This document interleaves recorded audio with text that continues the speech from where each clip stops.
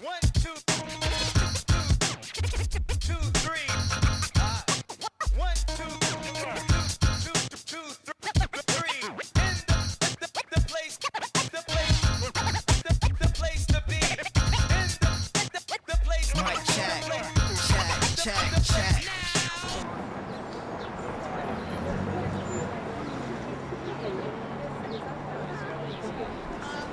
If anybody wants to take a sign to carry, you can take your pick.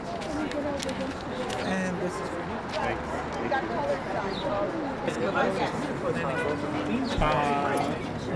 Excuse me.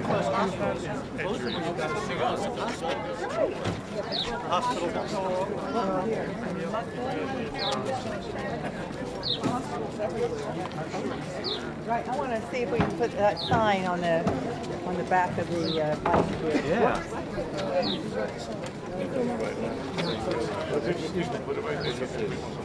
That's just so we can keep a head count of how many people. Oh, good. Okay. Would you like to say a few words? Oh, listen, this is unconscionable. What other community in the city would have to accept this kind of thing? This is ridiculous. What are we, just real estate? Is that what we've become? And is that what our neighborhood, our, Clinton, Hell's Kitchen, Chelsea neighborhood, are we just valuable because of real estate? Come on. We're valuable because of people. And we have a lot of people and a lot of older people, and they need this hospital. This is absolutely ridiculous. Right. The town grew up around it. Yeah. There's like, I don't know, maybe 10,000. Nancy, she needs to sign in. Behind you. We've done other events. Yeah, you can actually just go around folks and if they want, they let them know if there's signs here they can take. We're here today to march to demand that the Department of Health restore comprehensive health services to residents in this neighborhood. With the closure of St. Vincent's Hospital, we want to guarantee that at the very minimum, whatever facilities they put in place of St. Vincent's include an emergency room, and again, to try and get as much of those vital services restored back to the community. It's a life and death situation for folks. If you're stuck in an ambulance and you have to cut across town or all the way uptown, if you have an emergency, we want to make sure there's a place for people who have a gunshot, a stroke, heart attack, something that's life-threatening. There's going to be a place that they can go in the community. It's true that St. Vincent's is scheduled to close by the end of next week. What we want to guarantee is that the process that the Department of Health is engaging in right now, where they're selecting a bidder for whatever facility is going to replace St. Vincent's, we want to influence that process and make sure that the Department of Health knows that we expect them to have full service emergency care for residents in this neighborhood, and again to recoup as many of those vital comprehensive services that St. Vincent's once provided. And if you want to make sure that your neighbors, yourself, your family, that you have a hospital nearby that can attend to you in an emergency, it's absolutely critical that we get the Department of Health to go with us on this. It's a life or death situation, and again, growing population in the neighborhood serves over 1 million tourists, so about 500,000 residents, and close to 1 million private sector workers. We want to make sure that all of those people are protected. It is very sad that we don't have any city officials represented here that don't really care about St. Vincent's, and we have to really be real about it because they don't care about it. And I've had 2 operations at St. Vincent's, plus I've used the emergency room, and I live near St. Vincent's. So it's very important that we have this hospital that's available to the west side. And without it, it really would be a disaster. It is definitely correct. Bloomberg has not done anything. Patterson has a person who's the health commissioner who's aligned with another group that is with Beth Israel Hospital. So it's really of other interests, other economic interests. It's not of people interest. And this saddens me. And this is what the city of New York has turned into. We have a lot of celebrities who live in the West Village, and it's sad that they're not here to support this event. And I think if we have more people supporting them, maybe they might wake up. Hear us. Aquí en esta comunidad hay edificios que están subiendo y van a haber muchas necesidades de otras personas. Necesitamos mantener un hospital que sea compartido por diferentes grupos económicos de bajos ingresos, de medianos ingresos y de altos ingresos.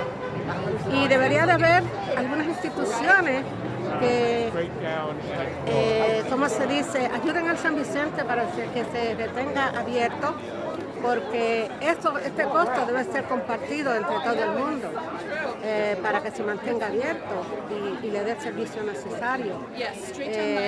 Es una necesidad muy grande, y recuerden que nosotros tuvimos el 9/11, nadie sabe lo que puede suceder y tenemos que tener muchos hospitales abiertos, no solamente San Vicente, en otros hospitales que tengan el equipo necesario para acudir a la emergencia.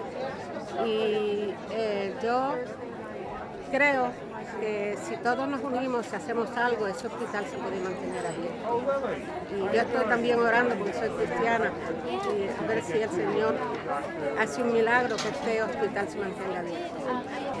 We need to have young people become leaders to fight for what they want and try to get things done in different areas, not only the health area. But St. Vincent is a very important institution to keep, and the community, the poor, and the middle class need to come out and say something to make a precedent that the community is not going to be quiet. Oh, you voted for you. Oh, well, thank you very much. Here, take this and come on the 30th. What's the status of the lawsuit?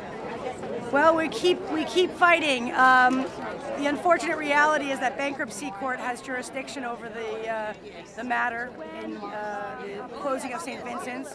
We believe that the closure happened unlawfully, and that St. Vincent's did not follow state law in its disclosure requirements, in its notice to the public, and an opportunity for the public to be involved and to comment. I think it's unthinkable and unconscionable that a hospital can close down in 14 days. A hospital that serves over 200,000 individuals that our entire community is totally dependent upon. And it's unthinkable, and we have to continue to fight. I think the struggle has just begun to make sure that we find out what went wrong in the first place, what happened to all those monies. They've not made a case that a hospital in downtown Manhattan can't run in a solvent way. And they admit that there have been revenues of over $840 million this last year in St. Vincent's. I believe that a hospital can be run and can be run effectively. An urgent care center is wholly going to fail in terms of our needs as a community. We need a hospital and nothing less. We deserve a hospital, and if the trustees from St. Vincent's can't run a hospital responsibly, then the community will come together and find people who can. An urgent care center could not handle a public health or safety issue. St. Vincent's was critical during 9/11. God forbid something on that magnitude or less happened in the city. Lower Manhattan would be totally unequipped to handle that. And there are a number, and just basic day-to-day services are also not going to be adequately provided for in an urgent care unit. It's going to exacerbate the amount of time and energy and ultimately cost necessary to take people to one location, triage them, and then try to transport them to a second location, to speak nothing of the kind of medical records, the documentation, and the support that people need in those healthcare facilities. We can't be juggling people between different healthcare facilities. In this specific instance, I'm critical of everyone who allowed this to happen. This did not need to happen. The public called for an opening of the books. We have an absolute right to have a public communication. There are annual filings that need to be disclosed with the Attorney General's office. None of this happened. I call upon our elected officials, and I call upon the Department of Health, a government agency here in place to care for us and to protect us, to conduct an investigation to find out what happened to those monies and why there was such a mismanagement that a hospital of such magnitude collapsed in a matter of days without any kind of public comment, without any kind of attempts to try to save that hospital in any meaningful way. To Bloomberg, you have the power. You can protect the health, the safety, and the lives of Lower Manhattan. We have an absolute right to this kind of healthcare. Healthcare is a fundamental human right. You have an opportunity to be a hero, so please be a hero for the people of Lower Manhattan, and you can do it. We need it to happen today.